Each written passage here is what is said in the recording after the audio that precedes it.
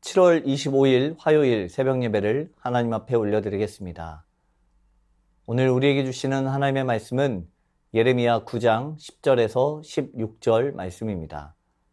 내가 산들을 위하여 울며 부르짖으며 광야 목장을 위하여 슬퍼하나니 이는 그것들이 불에 탔으므로 지나는 자가 없으며 거기서 가축의 소리가 들리지 아니하며 공중의 새도 짐승도 다 도망하여 없어졌음이라. 내가 예루살렘을 무더기로 만들며 승냥이 굴이 되게 하겠고 유다의 성읍들을 황폐하게 하여 주민이 없게 하리라. 지혜가 있어서 이 일을 깨달을 만한 자가 누구며 여호와의 입의 말씀을 받아서 선포할 자가 누구인고 이 땅이 어찌하여 멸망하여 광야같이 불타서 지나가는 자가 없게 되었느냐.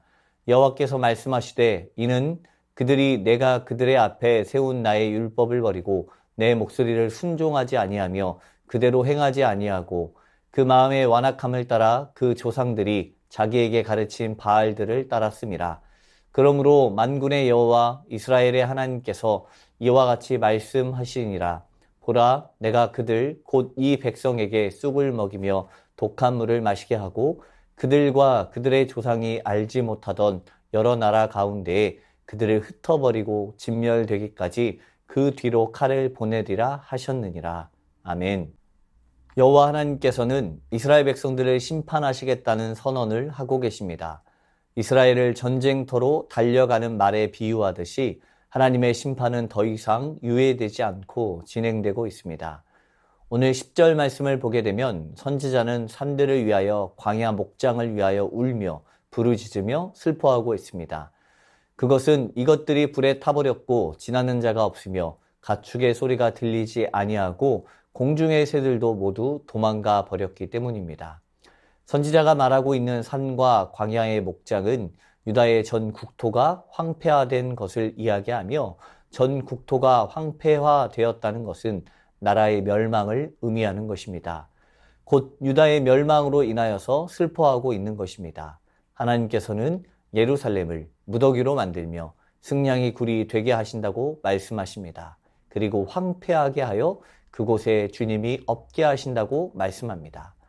이렇게 전 국토가 황폐화되어지고 승냥의 굴이 되는 이유는 바벨론의 침공에 의한 것입니다. 유다를 침공한 바벨론 군대는 유다의 초목에 불을 지름으로 젖과 꿀이 흐르는 땅을 짐승들조차도 살 수 없는 황폐한 땅으로 만들어 버립니다.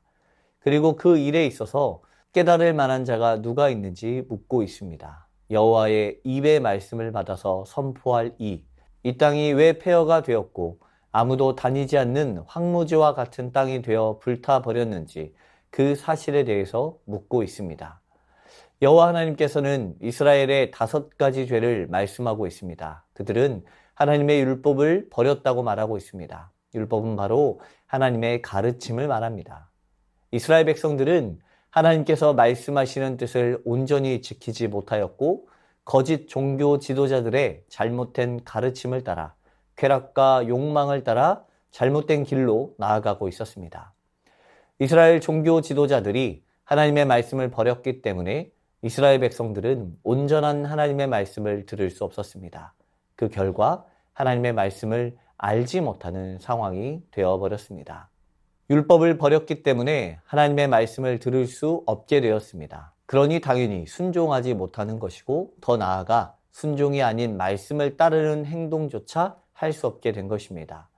말씀의 기준이 없기 때문에 자신의 욕심을 따라 행하기 시작하였고 그로 인하여서 자신의 삶에 유익이 될 만하다라고 생각되는 우상을 섬기는 일에 주저함이 없었습니다. 율법을 알고 율법에 대해서 순종하는 것은 여호와 하나님을 향한 충성의 표현입니다. 여호와의 백성임을 스스로 입증하는 방식입니다. 그렇기 때문에 이들이 율법을 버림으로 그 가르침을 따라 살아가지 않는 것은 하나님과의 언약 관계를 포기하고 더 이상 하나님의 백성으로 살지 않겠다고 말하는 것과 다름이 없습니다. 하나님의 언약과 관련된 율법을 버린 유다의 백성이 하나님의 준엄한 심판을 받는 것은 당연하다고 할 수 있습니다. 이들을 향한 하나님의 심판의 모습을 보게 되면 그 백성들에게 쑥을 먹이고 독한 물을 마시게 하며 그들과 그들의 조상이 알지 못하던 여러 나라 가운데 흩어버리며 진멸되기까지 그 뒤로 칼을 보내신다고 말씀하십니다. 쑥에 해당하는 히브리어 라아나는 저주하다라는 의미의 동사에서 파생된 단어입니다. 즉 본문에서 말하는 쑥은 우리가 좋아하는 쑥이 아니라 저주로 인하여서 부정이나 심한 고통이나 처벌의 상징으로 사용되는 표현입니다. 또한 쑥과 병행해서 독한 물이라고 표현하고 있는 이것은 하나님의 처벌과 그로 인한 재앙과 고통을 나타내는 것입니다. 이어서 하나님은 보다 구체적이며 사실적인 심판의 모습을 이야기하고 있습니다. 그것은 선민들이 약속의 땅 가운데에서 추방되어 열국 중에 흩어지는 것과 고통 중에 모두 진멸되는 것입니다.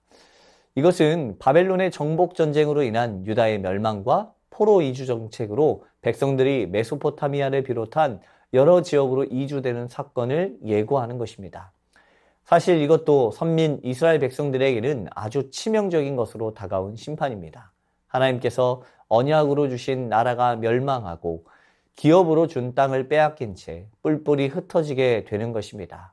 그리고 그것으로 끝나는 것이 아니라 진멸되기까지 그 뒤로 칼을 보내신다고 말씀하고 있습니다.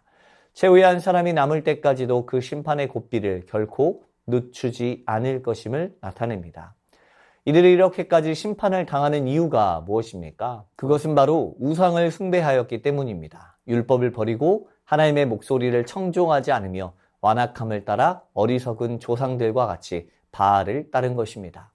하나님을 자신들의 생명과 안전의 원천으로 인정하지 않았기 때문에 하나님도 그들에게 생명 대신 죽음을 주신 것입니다. 오늘 우리는 어떠한 삶을 살아가고 있습니까? 다시 한번 정직하게 우리의 삶을 돌아볼 수 있어야 합니다. 하나님을 믿는다고 말하지만 정작 우리의 삶은 믿음을 지켜가기 위한 순종의 삶이 아닌 내 삶의 유익을 얻기 위한 삶을 살아가고 있지는 않은가요? 예레미야 당시 이스라엘 백성들은 그들의 마음대로 고집을 부리며 살았습니다. 풍요의 상징인 바알을 따르길 선택한 이들입니다. 오늘날 내가 그와 같은 선택을 하지 않겠다고 어떻게 다짐할 수 있겠습니까? 하나님을 사랑하는 것이 아니라 맹목적으로 신앙의 형식만을 지켜가는 것은 나와 공동체를 멸망에 빠뜨리는 선택이 될 수 있습니다. 이 사실을 기억함으로 온전한 하나님의 뜻이 어디에 있는지를 돌아보며 하나님이 바라시는 삶으로 살아갈 수 있는 성도의 삶이 되기를 축복합니다. 말씀을 붙들고 기도하겠습니다. 하나님을 섬긴다고 하면서 사람들이 만들어 놓은 바알의 상징을 따라 살아가는 삶은 아닌지 내 삶을 돌아보게 하옵소서. 온전하신 하나님의 뜻을 깨닫게 하시고 주님의 말씀을 바로 알아 순종하는 삶으로 나아가게 하옵소서. 나의 삶에 말씀을 깨닫는 은혜가 있게 하시고 죄를 깨닫게 하여 주옵소서. 이를 통해 주님이 주시는 참된 안식과 평안의 삶을 살아가게 하옵소서.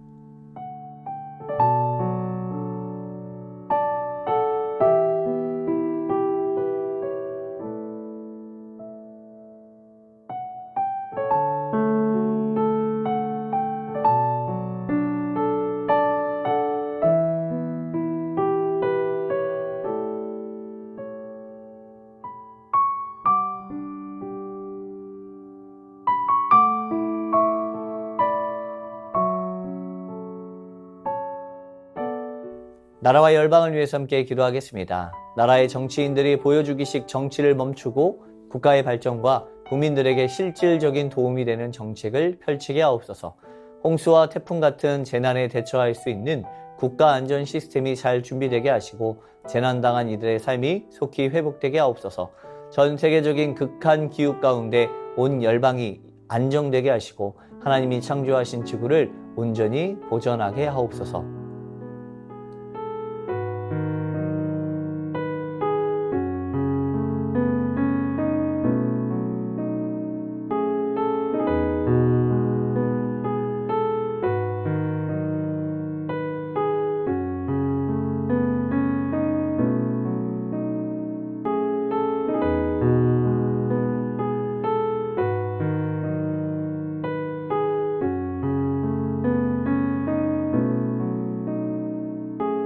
교회를 위해서 함께 기도하겠습니다.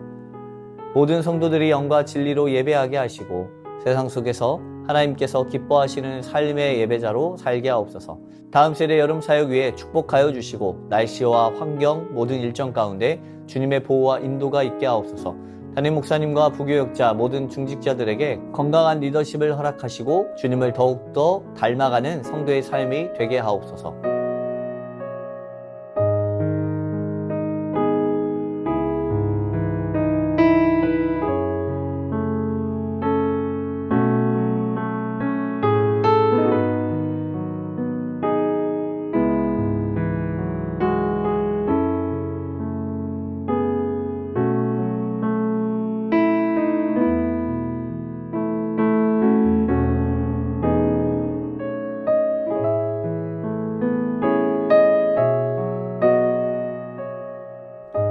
선교사님과 환우분들을 위해서 기도하겠습니다.